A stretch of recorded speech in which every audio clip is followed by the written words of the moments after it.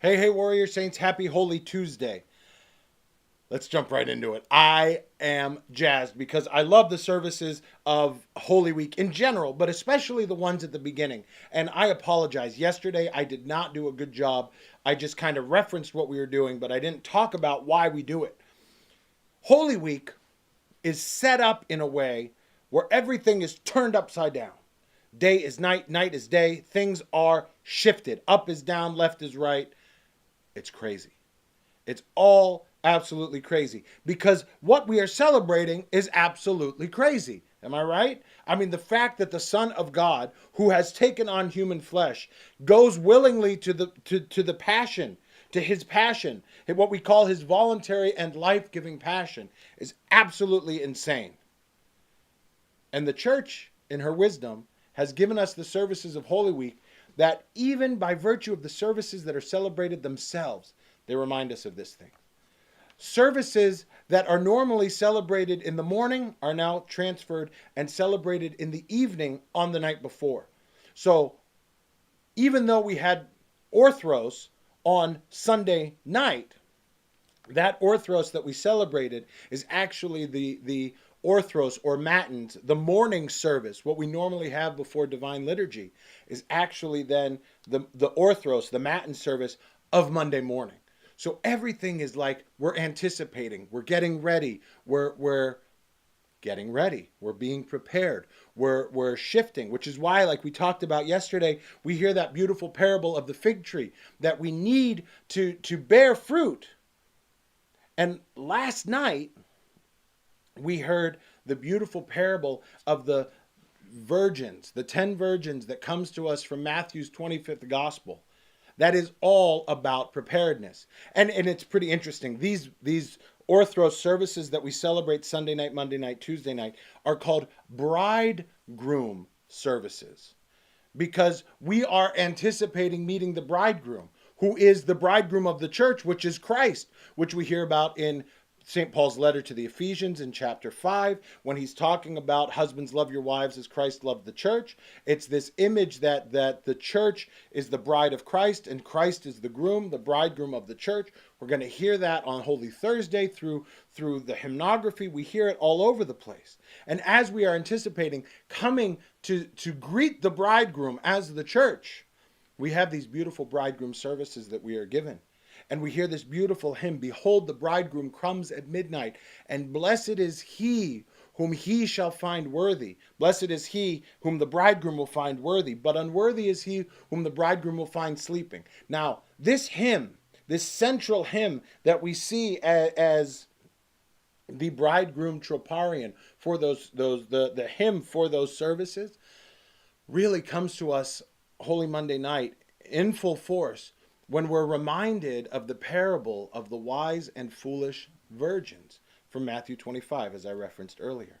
And we all know the story, right? There are the 10 virgins who are there to escort the bridegroom to his wedding. 5 of them were wise, 5 were foolish. Why were the ones wise and the ones foolish? Because the 5 that were wise had enough oil, were ready, were prepared, so that when the bridegroom was late, they still didn't run out of oil in their lamps. By comparison, the 5 who were foolish did not have enough oil.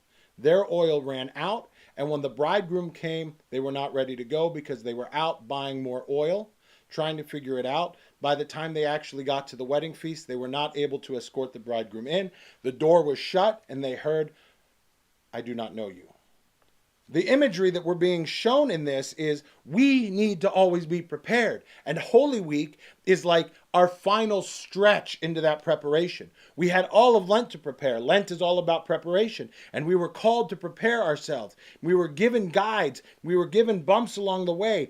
Things that were there, tools that were given to us at our disposal so that we could be prepared to meet the bridegroom of the church, Christ, who is coming in his bridegroomness, so that we are called to escort him, to meet him, to greet him, and to go with him.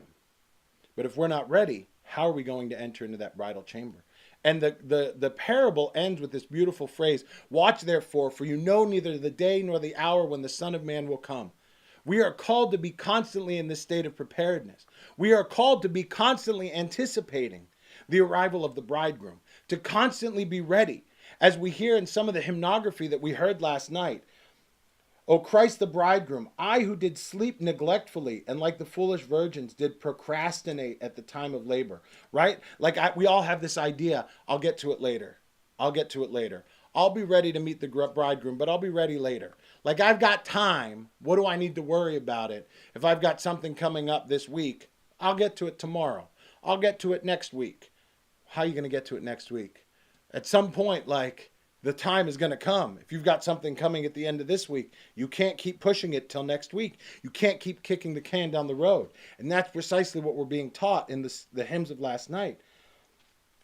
I was not in possession of the lamp of virtues. In spite of this, Master, close not against me the wings of thy compassion. That's not what we're called to bank on. We're not banking on Christ's compassion. It's there, but we need to always be prepared. We need to always be ready. And the way that we get ready is by walking the path of crucifixional living. By constantly living our lives in a way that is ready to meet the bridegroom, preparing ourselves, doing the work, doing the business, not procrastinating at the time of labor, but doing what Christ has called us to do, being who Christ has called us to be. Then we're prepared to meet the bridegroom. And we won't have the door shut in front of us, and we won't hear, verily, I do not know you. And that's what we're trying to do here at the Warrior Saints movement. We exist to help you be prepared so that you are always ready, so that when the bridegroom ultimately comes, you have been already walking that path of crucifixional living, following the way of the warrior saint. It is not something that is new. And you are able to then walk with the bridegroom, escorting him as you follow that path, his way of life. Visit us, warriorsaints.org. Get on the way of the warrior saint today. And until we see you tomorrow, have a blessed, holy Tuesday. Keep walking on the way of the warrior saint.